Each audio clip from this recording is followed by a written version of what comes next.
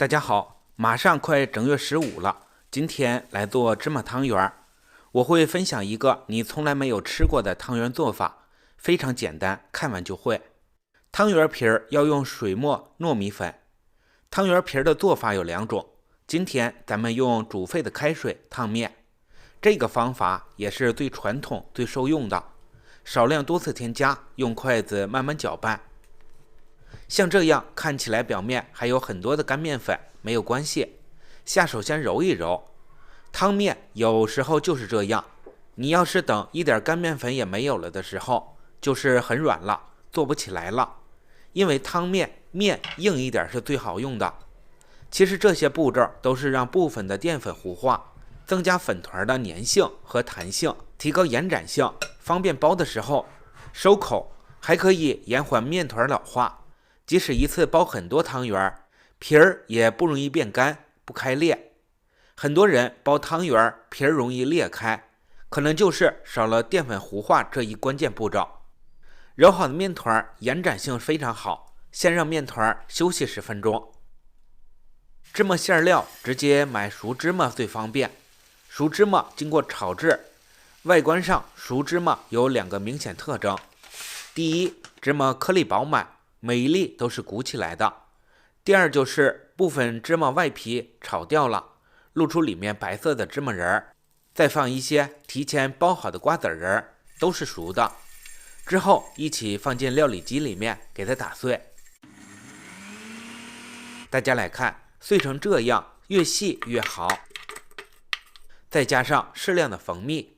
其实做汤圆馅料，蜂蜜是很关键的。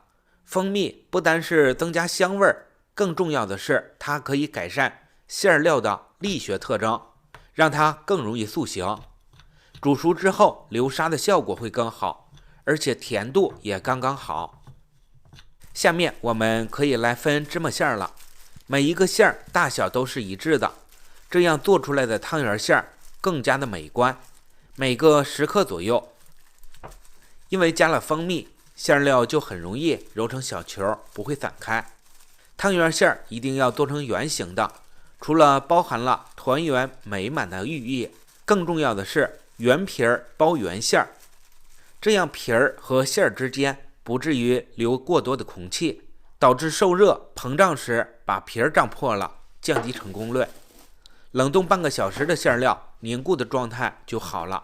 开始包汤圆，取小块面出来，搓成圆球，再整理成一个圆形的薄片，放上我们的芝麻馅料，用手的虎口位置旋转的用皮儿把馅料包裹住，一点也不露馅就可以了。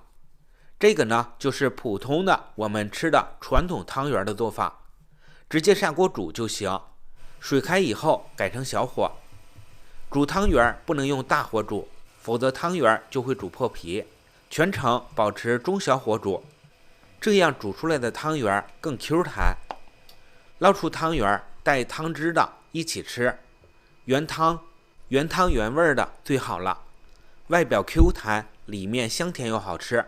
朋友们都看到这儿了，就用您发财的手给我点一个免费的赞，支持一下吧，谢谢大家。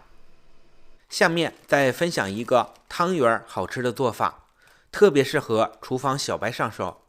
准备几个蛋挞皮，从冰箱冷冻室拿出来后，1-2分钟就可以慢慢的把蛋皮儿松懈出来。随着外面的温度增高，蛋挞皮也开始慢慢的变软了。我们取出一个蛋挞皮，将做好的汤圆直接放在皮儿上，按压边缘包上汤圆，用虎口收口。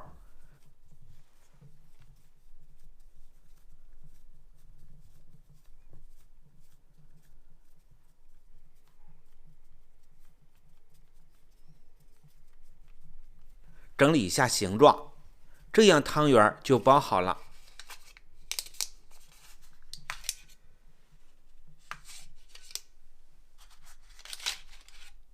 全部包好后，表面再刷上一层蛋黄液，最后再撒上一点白芝麻，放进烤箱里面，上下火180度烤8分钟。很快汤圆就做好了。看起来真的是超级有食欲。这样做的炸汤圆，外皮酥脆，内里软糯，再加上黑芝麻的香甜，真的是太好吃了。